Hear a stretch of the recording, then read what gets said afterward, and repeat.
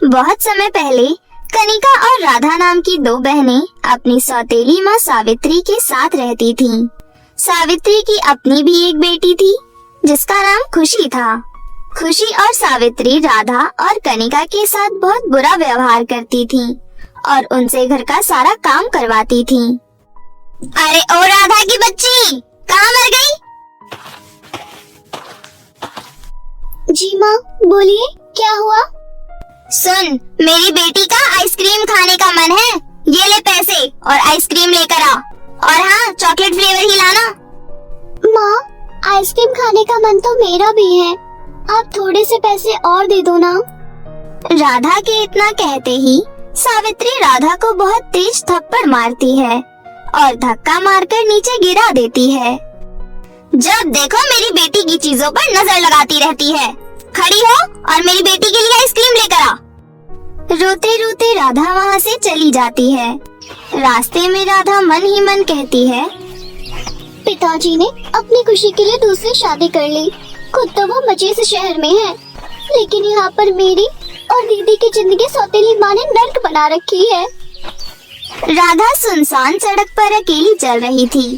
तभी पीछे से एक चोर आता है और उसके पैसे छीनकर भाग जाता है। अरे चोर, पकड़ो चोर को, मेरे पैसे लेकर भाग रहा है, कोई पकड़ो उसे। लेकिन तब तक बहुत देर हो चुकी थी। चोर बहुत दूर भाग चुका था। हे भगवान, अब मैं क्या करूं? अब मैं आइसक्रीम कैसे खरीदूंगी? और अगर मैंने आइसक्रीम नहीं खरीदी तो माँ मुझे बहुत मारेगी और मेरी बातों का विश्वास भी नहीं करेंगी। लेकिन राधा हिम्मत करके आइसक्रीम की दुकान पर जाती है और आइसक्रीम वाले से कहती है, अंकल जी, एक चॉकलेट वाली आइसक्रीम दे दो।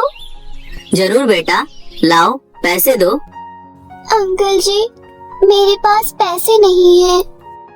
मैं क्या यहाँ पर फ्री में लंगर बांट रहा हूँ? जब देखो मुंह उठाकर आ जाता है कोई भी। जा यहाँ से, पता नहीं कहाँ से आ जाते हैं। थोड़ी देर बाद राधा घर पहुँचती है। क्यों री कलमुही, इतना समय क्यों लग गया आने में? और आइसक्रीम कहाँ है? माँ, वो आइसक्रीम। क्या वो कर रही है? कहाँ है आइसक्रीम? जल्दी बताओ। माँ, एक चोर सारे पैसे छीन कर ले गया। मैं आइसक्रीम नहीं खरीद पाई। अरे माँ, ये देखो कितना झूठ बोल रही है। उन पैसों से इसने खुद ही आइसक्रीम खा ली होगी। दोनों माँ बेटी मिलकर राधा को पीटने लगती हैं। आज पूरे दिन तुझे खाना नहीं मिलेगा। जा यहाँ से और घर का काम कर, हरामखोर कहीं की।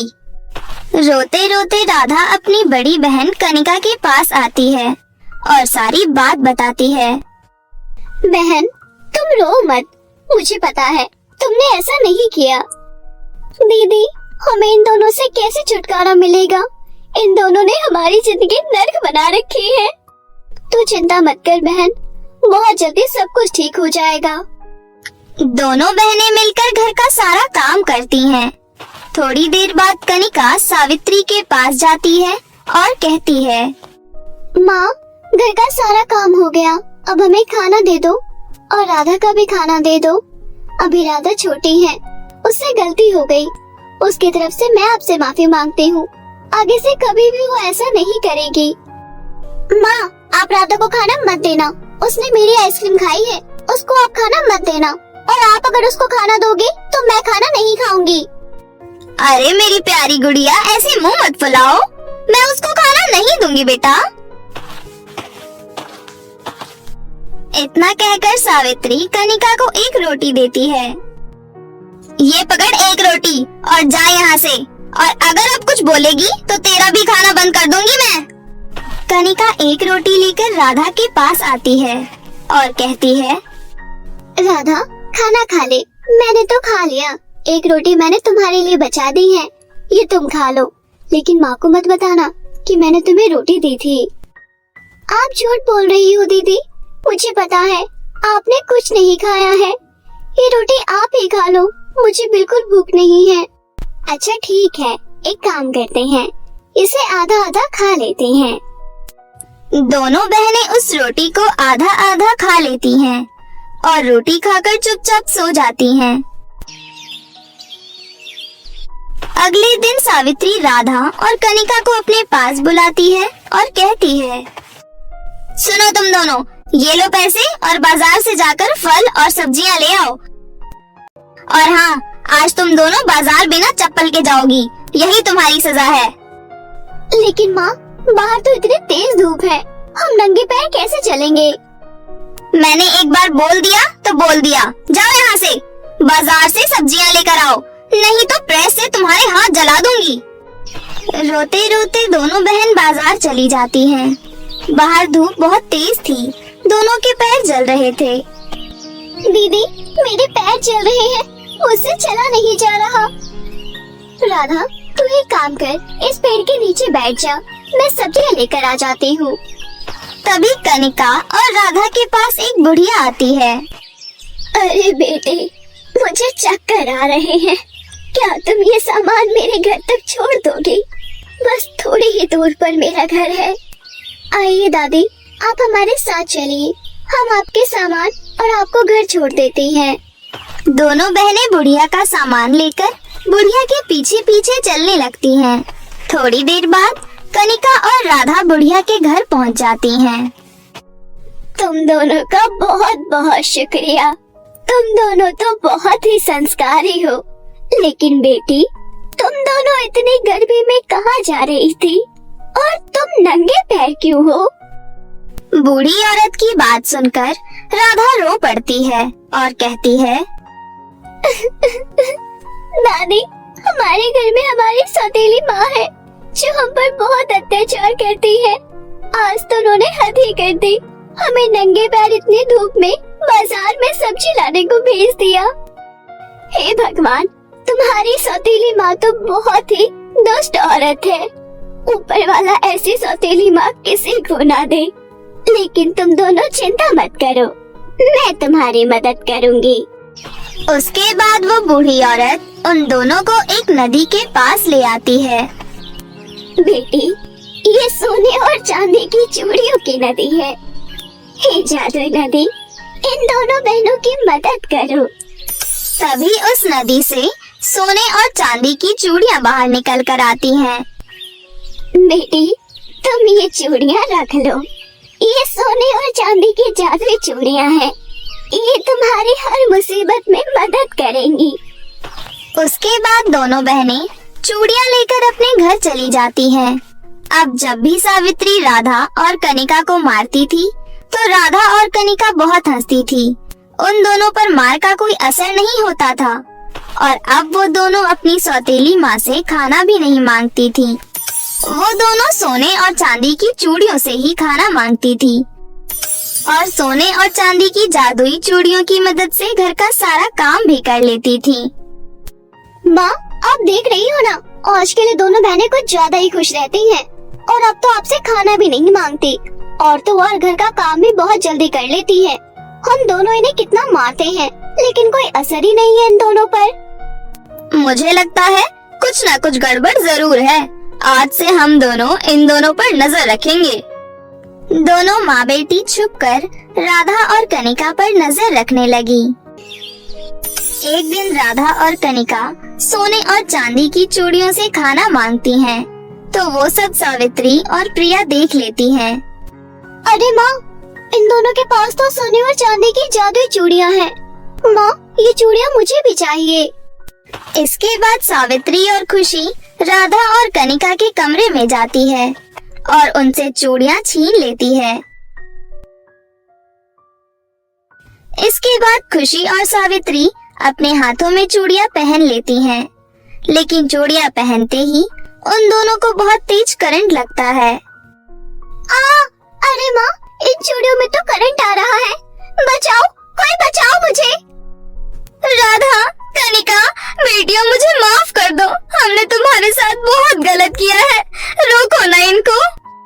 सोने और चांदी की जादुई चूड़ियाँ, इन्हें माफ कर दो, इन्हें छोड़ दो। राधा के इतना कहते ही सावित्री और खुशी के हाथों में से चूड़ियाँ निकल जाती हैं। हमें माफ कर दो बेटी, हम आज के बाद तुम्हारे साथ बहुत अच्छा व्यवहार करेंगे। उस दिन से खुशी और सावित्री दोनों राधा और कनिका से अच्छा व्यवहार करने लगी अब सभी मिलजुल कर हंसी खुशी रहने लगे। रौनकपुर गांव में गंगा अपनी जुड़वा बेटियां रानी और मुस्कान के साथ रहती थी। रानी और मुस्कान बहुत छोटी थी, तभी उसके पिता का देहांत हो गया था। उसके बाद गंगा ने ही बहुत ही मेहनत से दिन रात दूसरों के घरों में काम करके किसी तरह अपनी दोनों बेटियों का पालन पोषण किया था। धीरे धीरे उसकी दोनों बेटियां बड़ी हो गई। वो जब अपनी माँ को इतना मेहनत करते हुए देखती तो उन्हें बहुत ही बुरा लगता था। रानी, मुस्कान, कहाँ हो तुम दोनों? जल्दी से नाश्ता कर लो, स्कूल के लिए देर हो जाएगी बेटा। आई माँ, जल्दी से तुम दोनों नाश्ता कर लो, मैं सेठ के घर जा रही हूँ, रात को देर से घर आऊंगी। आज सेठ की बेटी का जन्मदिन है तो मुझे बहुत सारे काम है। माँ, हमारा जन्मदिन कब आता है? माँ, आपने तो कभी हम दोनों का जन्मदिन नहीं मनाया। मुस्कान, जन्मदिन सिर्फ बड़े लोगों के लिए होता है, तुम्हें दिखाई नहीं देता माँ कितनी मुश्किल से घर की जरूरतों को पूरा करती है ना माँ? मेरी बेटी से ये किसने कहा कि जन्मदिन सिर्फ बड़े लोग ही मनाते हैं? अरे, मेरी दोनों राजकुमारियाँ क्या किसी से कम है? वो तो मुझे समय नहीं मिलता, इसलिए मैंने कभी तुम दोनों का जन्मदिन नहीं मनाया। इस बार देखना मैं कितने धूमधाम से तुम दोनों का जन्मदिन मनाऊंगी। क्या सच में माँ? और आप हमारे लिए वो बड़ा सा केक भी लेकर आओगे? हाँ बेटी, मैं केक भी लेकर आऊंगी। अच्छा, अब मुझे देर हो रही है, मैं निकल रही हूँ। स्कूल में अच्छे से पढ़ाई करना और शाम को दोनों बहन घर में ही रहना। ठीक है माँ। गंगा अपनी बेटियों से बहुत प्यार करती थी, इसलिए वो उनकी हर ख्वाहिश को पूरी करने की पूरी कोशिश किया करती थी। एक दिन सुबह सुबह गंगा अपनी बेटियों से कहती है, मेरी दोनों बेटियों को जन्मदिन की खूब सारी बधाइयाँ। भगवान तुम दोनों को लंबी उम्र दे। माँ, आज हम दोनों का जन्मदिन है। हाँ बेटी। माँ, आपको याद था आज हमारा जन्मदिन है? भला मैं कैसे भूल सकती हूँ? माँ कभी अपने बच्चों की खुशियाँ भूलती है क्या? अब चलो दोनों अच्छे से नहा धोकर तैयार हो जाओ, मैं शहर जा रही हूँ तुम दोनों के लिए केक लेने, फिर साथ मिलकर धूमधाम से जन्मदिन मनाएंगे। माँ की बात को सुनकर खुशी और मुस्कान बहुत ही ज्यादा खुश हुई। गंगा अपनी बेटी के लिए केक लेने शहर की ओर जाने लगती है। उसके गांव से शहर के बीच एक घना जंगल पड़ता था। गंगा शहर से केक लेकर जब वापस लौट रही थी तभी उसे बहुत तेज प्यास लगती है और वो पानी पीने के लिए नदी के किनारे जाती है। गंगा वहीं पास ही केक रखकर नदी से पानी पी रही थी, तभी उसे एक जहरीला सांप काट लेता है और वो दर्द से छटपटाने लगती है। गंगा की आवाज सुनकर वहीं से गुजर रही मोना जादूगरनी को उस पर दया आ जाती है और वह उसके पास जाती है। अरे, आपको तो किसी जहरीले सांप ने काटा है, मैं अभी इस पर जड़ी बूटी लगा देती हूँ। उसका कोई फायदा नहीं है जादूगरनी जी, मेरा अंतिम समय आ गया है, मुझे तो बस अपनी दोनों बेटियों की चिंता हो रही है। जादूगरनी जी, आप मेरी एक मदद कर दीजिएगा। कहो, क्या मदद चाहिए? आप मुझसे वादा कीजिए कि आप मेरे मरने के बाद मेरी दोनों बेटियों का ख्याल रखेंगी। प्लीज वादा कीजिए। ठीक है, मैं आपसे वादा करती हूँ, मैं आपकी दोनों बेटियों का ख्याल रखूंगी, आप चिंता मत करो, आपको कुछ भी नहीं होगा। आज मेरी बेटी का जन्मदिन है, आप मेरी तरफ से ये केक उसे दे दीजिएगा। जन्मदिन की बहुत बहुत बधाई हो मेरी बेटियाँ, हमेशा खुश रहना। इतना बोलकर गंगा ने सदा के लिए अपनी आंखें बंद कर ली। यह सब देखकर मोना जादूगरनी को बहुत ही दुख हुआ और वह केक लेकर खुशी और मुस्कान के घर पहुंच गई। जादूगरनी को देखकर दोनों बहनें चौंक गईं। आप कौन है और मेरी माँ कहाँ है? आप कुछ बोल क्यों नहीं रही हो? बताइए ना, मेरी माँ कहाँ है? मैं मोना जादूगरनी हूँ, मुझे तुम्हारी माँ तुम दोनों की सहायता के लिए यहाँ भेजी है। तुम दोनों बहुत ही खुशकिस्मत हो, तुम्हें गंगा जैसी माँ मिली, लेकिन अफसोस वो अब इस दुनिया में नहीं रही। और फिर जादूगरनी ने जंगल में जो हुआ वह सब उसे बताया। यह सुनकर दोनों बहनें रोने लगी। अब तो हम अनाथ हो गए, अब हम माँ के बिना कैसे रहेंगे? माँ के सिवा हमारा इस दुनिया में कोई नहीं है। माँ ऐसे हमें छोड़कर क्यों चली गई? माँ, जीवन और मृत्यु पर किसी का जोर नहीं है बेटी, ये तो विधि का विधान है। जिसने जन्म लिया है उसे एक दिन जाना ही होगा। अब चलो अपने आंसू पोंछो। अपनी बेटियों की आंखों में इस तरह आंसू देखकर तुम्हारी माँ भी ऊपर भगवान के पास रोएगी, इसलिए चुप हो जाओ, ये देखो तुम्हारी माँ ने तुम्हारे लिए क्या भेजा है। टन टन केक। मुझे ये केक नहीं चाहिए, इसी की वजह से माँ हमें छोड़कर चली गई। हाँ, अगर माँ ये केक लेने शहर नहीं जाती तो उनके साथ ये नहीं होता। मैं ये केक नहीं खाऊंगी। अच्छा बाबा ठीक है, मत खाओ, लेकिन इस केक को अपनी माँ की आखिरी निशानी समझकर इसे घर के पास तो रख ही सकती हो। केक का घर? मैं कुछ समझे नहीं, अभी समझाती हूँ। Ten ten. इतना बोलते ही जादूगर ने उस केक को एक विशाल केक के घर में बदल देती है। ये देखो बच्चियों, ये जादुई केक का घर है और अब से ये जादुई केक का घर तुम्हारा है। अब से तुम जो भी इस केक के घर से मांगोगी तुम्हें वो सब मिल जाएगा। अब से तुम्हें कभी किसी चीज की कोई कमी नहीं होगी। अब तुम दोनों बहन अपना ध्यान रखना। अब मैं चलती हूँ, और हाँ, जब कभी भी तुम्हें मेरी मदद की जरूरत हो मुझे याद कर लेना, मैं आ जाऊंगी। इतना बोलकर मोना जादूगरनी वहाँ से चली गई। उस दिन से खुशी और मुस्कान को जब भी किसी चीज की जरूरत होती जादुई केक घर से मांग लेती। अब उसकी जिंदगी में किसी भी चीज की कोई कमी नहीं रही। वे दोनों बहन बहुत ही खुशी से अपना जीवन बिता रही थी। तभी एक दिन खुशी ने मुस्कान से कहा, मुस्कान, अब तो हमारे पास किसी भी चीज की कोई कमी नहीं है। मैं सोच रही थी हमारे जैसे गांव में और भी कितने लोग हैं जो बहुत गरीब हैं, जिन्हें मदद की सख्त जरूरत है। मैं सोच रही थी क्यों ना इस गांव वालों को भी इस जादुई केक के घर के बारे में बताया जाए, ताकि वो भी इस केक के घर से अपनी जरूरतों को पूरा कर सके। अरे वाह खुशी, इससे अच्छी बात भला और क्या हो सकती है। मैं अभी सबको जादुई केक घर के बारे में बता कर आती हूँ, ताकि उनकी परेशानी भी खत्म हो सके। ये सोचकर दोनों बहनों ने उस जादुई केक के घर के बारे में सभी गांव वालों को बता दिया। उस दिन से सभी गांव वाले जादुई केक घर के पास जाकर अपनी समस्या बताने लगे और जादुई केक घर भी उन गांव वालों की मदद करने लगा। धीरे धीरे सभी गांव वाले जादुई केक घर की तारीफ करने लगे। इस तरह से जादुई केक घर के अंदर बहुत ही ज्यादा घमंड आ गया। उस जादूगरनी ने मुझे यहाँ किस मुसीबत में फंसा दिया है। पहले तो उसने मुझे सिर्फ इन दोनों बहनों की मदद करने को कहा था, लेकिन अब इन दोनों बहनों की वजह से मुझे पूरे गांव की मदद करनी पड़ रही है। जब देखो कोई ना कोई आकर मुझे परेशान ही करता रहता है। मुझे कुछ ऐसा करना होगा जिससे गांव वाले मेरे पास आने की हिम्मत नहीं कर सके। उस दिन के बाद से जो भी गांव वाले जादुई केक घर के पास मदद मांगने जाते, तब जादुई केक का घर उस पर अत्याचार करने लगा। वो कभी किसी को पेड़ से उल्टा लटका देता, तो कभी किसी को हवा में उछालकर दूर फेंक देता। कुछ लोगों को तो वो बिजली के झटके भी देने लगा। कुछ दिनों तक तो ऐसे ही चलता रहा।